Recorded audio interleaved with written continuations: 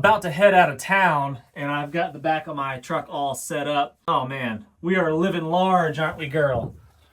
We are living the dream right now. Guys, welcome back. I am Jason, and I've been putting out a bunch of content. I'm trying to put out nearly a video a day, just about 4 to 5, sometimes 6 videos a week.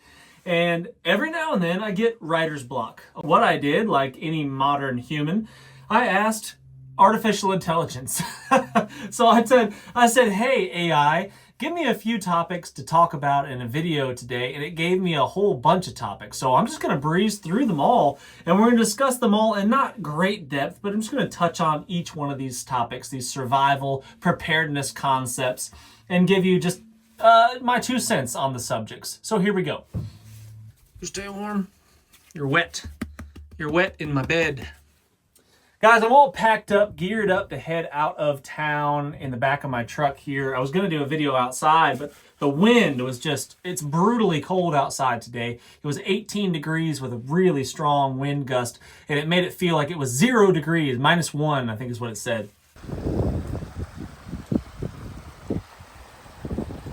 It's a pretty chilly day.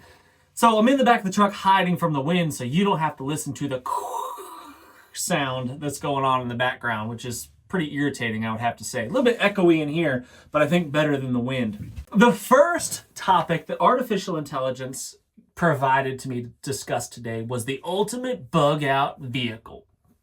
Now, I don't think that this is necessarily, what I'm sitting in is necessarily the ultimate bug out vehicle, but it's a pretty dang good one.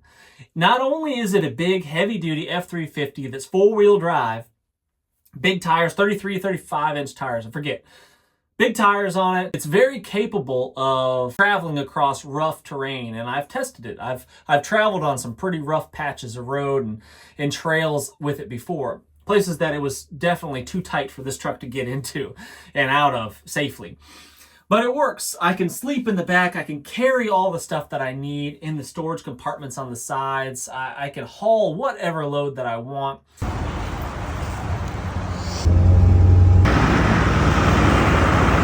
Me and the family can all camp out in this truck really, really easily and kind of under the radar because we don't have to set up camp outside. So whether it's the ultimate bug out truck, I don't know, but it's a pretty dang good one. And it runs on an alternative fuel used vegetable oil, which is really, really nice as well. I can run it on diesel or use veggie. But outside of 4-wheel drive trucks and things like that, motorcycles. I'm a motorcycle guy. I love riding dual sport motorcycles, and I've been doing it for a long time. And the capability of a dual sport motorcycle is pretty incredible. You can go just about anywhere on them. The holdback, the only thing that's going to hold you back is your skill, is your ability. Even a little scooter, a 50cc scooter, will get you in some places if you have the ability to do it. So a motorcycle, yeah, is a fantastic way to get from A to B. They're really fuel efficient. They don't make that much noise, most of them, as long as you don't put super loud exhausts on them.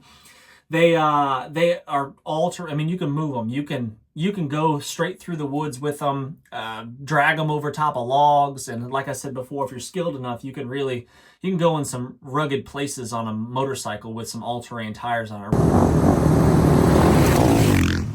Off-road tire, knobby tire. The problem is with those is that you can't haul a whole lot of equipment, a whole lot of supplies. So there's the limitation, is you're limited on what you can carry. You can only carry 1 passenger, although I've had definitely more than 1 person on a motorcycle before. But there's the limitation. The other thing is like e-bikes, all the new e-bikes and stuff coming out. Those are great. Those are fantastic. Go.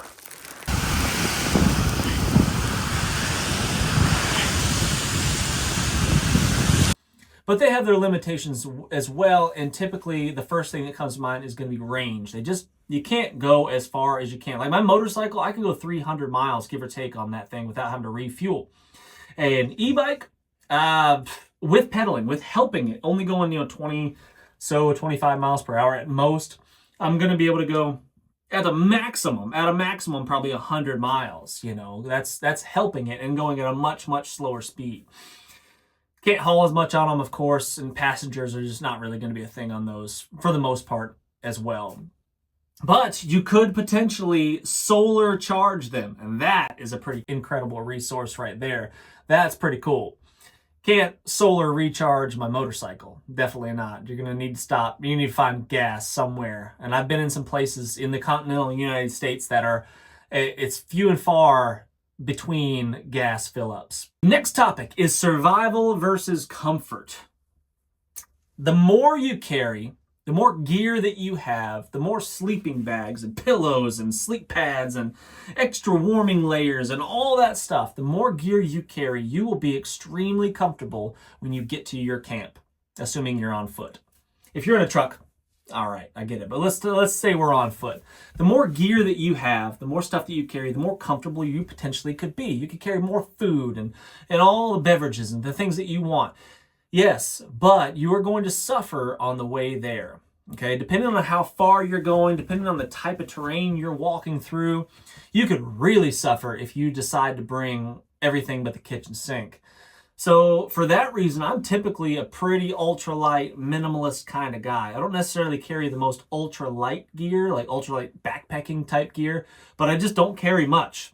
I carry the essentials, and that's pretty much it, because I choose to suffer when I arrive as opposed to suffering on the way. I'd rather be light and lean and move fast and be less likely to injure myself, fatigue myself on the way there, and just be a little bit more uncomfortable when I arrive. And I can improvise and be creative to make myself a little bit more comfortable when I get there. But that's just me. You do you. If you want to carry a 60, 70, 80 pound rucksack and you're fit enough, strong enough to be able to do it, then go for it. And that's what makes you happy.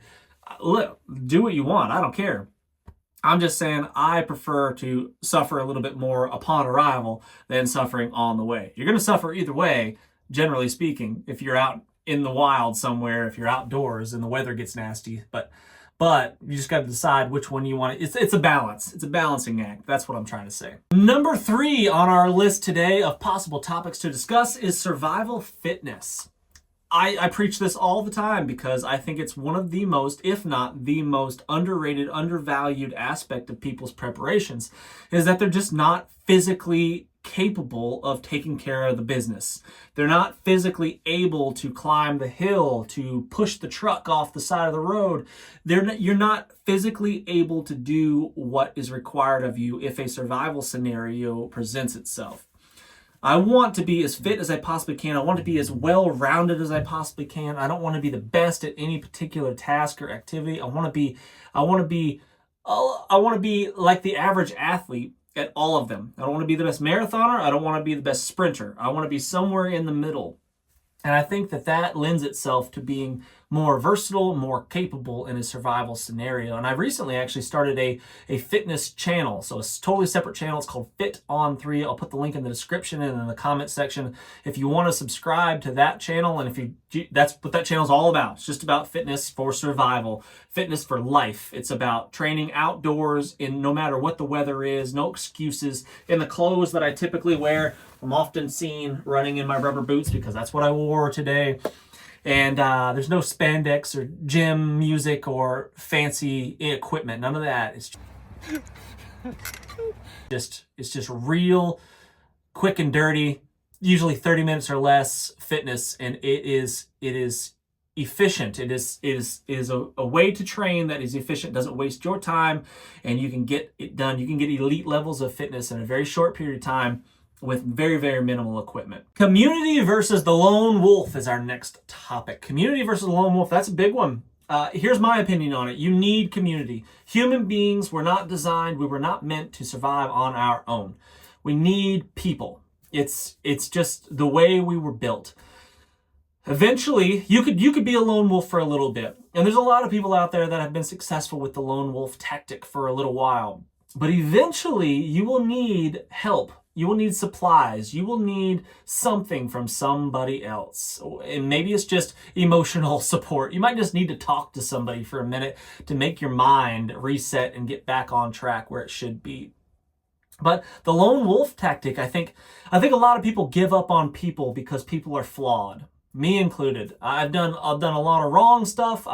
I've hurt people's feelings. I've said the wrong thing at the wrong time. And I've probably push people away from me because of that. But the problem with that kind of mindset is that if someone was to offend me or hurt my feelings or whatever, it's not, I don't just shut them out immediately. You can't, just because somebody hurt you once upon a time doesn't mean that you can't be afraid to let other people in just because you're afraid that you might get hurt again. I know it's easier. People are the biggest problems in our lives. People cause the problems. If it wasn't for the people, we'd have so many less problems. But we'd also have a whole lot less solutions to our problems if it wasn't for the people around us. If I didn't have friends and family that I could count on, I wouldn't be able to solve the problems that I can solve. I can't do it on my own. I need other people. So the lone wolf strategy is a short-term strategy, in my opinion. You can do it for a while. If you're really, really talented, really, really gifted, and maybe don't require the emotional support of other people as much as others do. You know, maybe you're okay being the loner. It doesn't really bother you. There's a few of you out there. You know, you could maybe, and you're skilled enough, you could make it on your own for a while. But what happens when you blow out your knee? You break your leg, your arm, whatever. You whack your head on a rock or something, or you just get sick. And then suddenly now you can't collect the firewood. You can't gather the water. You can't do the things that need to be done to continue survival. You need other people. And that's just the way it is. Next one on our list is bug out versus bug in. And really quickly, 99.99% of the time, it's bug in. Stay home. Do not leave your home. The only reason you should leave your home is if it is you've deemed it so unsafe to remain there, or it is literally burnt down to the ground. That's the only reason you should leave your home, because your home is where all your supplies are. You know the turf. You know where everything is. You know how everything works. That's where your family is the most comfortable. That's your lifeline, is your home. Get your home prepared. A lot of people make the mistake of making bugging out their primary plan. And that's just my opinion. They make bugging out, leaving, their primary plan. If you live in the inner city or something like that, some of you are in this category. You think like, okay, I just need to plan to leave. Maybe you do need to plan a plan to how to leave, an effective strategy of how to get the heck out of Dodge, of course. But you should still, even if you're in an apartment, I mean, load that thing up, gear that thing up, have all the equipment and supplies that you need in that apartment to sustain you for an extended period of time, so you don't have to go out into the danger zone. You can stay in a safe location that you're very, very familiar with. But that's just me talking. Let me know what you think about that in the comment section. Next one is minimal survival kits, compact, like Altoid size survival kits, or the Osh kit that I helped design with Bear Forest knives and Wazoo gear. Are they worth having? I mean, should you even bother with something like that? And I think yes, because it allows you to have the necessary supplies that might help you get you through a tough spot. And it's having a kit like that that's already prepackaged and planned out and has all the things that you're not going to mess with, and you have that in your pack or you have it in your truck, because I might forget my lighter in my pocket one day, or it might fall out of my pocket, and now I don't have my primary normal fire starter in my pocket. I need a backup, and that's where those little survival kits are really, really handy. It's a survival kit. I wouldn't use it every single day when I'm out camping and stuff like that. That doesn't make a whole lot of sense to me. So you should use the stuff, the larger tool, the lighters, the ferro rods, the shelter sheets, the big ponchos and stuff like that, the big tarps. You should use that stuff normally. But as a backup, have a small survival kit that's ready to go, packed up, and has the essential sewing kits and things like that in there that can get you through that tight spot if you should need it. Next topic is going to be food storage. A lot of people talk about this in the preparedness community. They talk about, you should have a month, 3 months, 6 months, a year, 5 years, 10 years worth of food storage set up, because you just never know when the grocery stores are going to run empty, and you're going to need to be able to supply your family with the calories that you need, because starvation sucks. Yeah, I think that you should have some food storage. I think everyone should have a 1 month supply of food. That's a minimum, I think. 1 month. That's not that hard. That's not that unobtainable. Everyone should be able to do that. Everyone should start working on having a 1 month supply of food, and that will get you through most natural disasters and stuff like that might happen in your area. Now, beyond that, I think that we should improve upon that, and we should have up to a year's supply of food. Apple cider vinegar, very good stuff to have on hand. It's my favorite salad dressing mixed with olive oil. My granny has been drinking this a little bit every day, just a splash of it in her water for probably the last 40-something years, or maybe longer, because she's 87 now, and is the healthiest person that I know. Do we need to be beyond that? Maybe. You can let me know what you think about that comment sections, but I think a year's supply of food is going to be more than enough for almost all situations that may occur in your area. I could be wrong. I could be very, very wrong, but I think a year's supply of food is not super unobtainable. It takes a little bit of time. It takes some investment. It takes some storage space to be able to do that. So I think a year's supply of food is not a bad idea, but you can let me know what you think about that. The other side of the food storage thing is, you know, having a stockpile could potentially make you a target. And we've talked about that before in previous videos about how I stockpile fuel and stuff. And that could potentially make you a target if the SHTF should go down because you have supplies, and other people have not. And they will want what you have because you've taken the time to stockpile these things. So is stockpiling at all, in general, a good idea because it potentially puts you in harm's way? Again, let me know what you think about that in the comment section. I think having a small, reasonable stockpile of food and other supplies, I think is a really good idea. Survival prepper mistakes is going to be our 8th and our final topic for the day. Survival prepper mistakes. And just off the top of my head, I think potentially people rely on gear too much. They rely on their spending power to get them out of situations. So they try to buy their way into an expertise of something. You buy the really expensive AR-15 and you've got the $3,000 optic on it and all the things, but that doesn't make you a good shot. That doesn't mean you can hit anything. Having all the fancy ultralight gear and high-speed, low-drag stuff doesn't mean that you're any more skilled or any more capable of solving problems. It just means you got more expensive, fancier stuff. It might be higher quality, it might last you longer potentially, which is good. But I think that might be potentially one of the mistakes, is because buying stuff is fairly easy. It's easier than investing the time into learning the skills. It's easy to buy the fancy fire starters. The world's most jumbo fire starter. Fire starter right here has a giant big fat wood handle, lighter knot handle right there. And these two items right here is all you really need to get a stubborn fire going. It's difficult to go out when it's pouring rain in the middle of the winter to test those skills and to test that equipment when you really, really need it. So that's probably one of the top ones. What's some other survival prepper mistakes just off the top of my head? Packing too much. That's another one. Your bug out bags are too heavy. It's too much. You haven't tested yourself. I'm speaking in generalities here. Unless you've tested yourself, I'm not speaking for everybody. A lot of you have, and that's fantastic. But if you haven't tested yourself with your pack, with your kit, you know, how far have you carried your pack? How does it chafe you here and there? And do you get blisters on your heels and that kind of stuff? So getting out and testing yourself with your equipment, not packing too much crap. Those are mistakes that I've seen often. What else? Survival prepper mistakes. There's a bunch out there. I'm guilty of a lot of them. I've made the mistakes and I've tried to learn from those mistakes, and I'm still making mistakes every single day. All the time, I'm still making mistakes.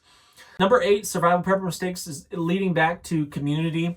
I think that a lot of people don't put enough faith, they don't put enough energy into building up a community of people that they can trust.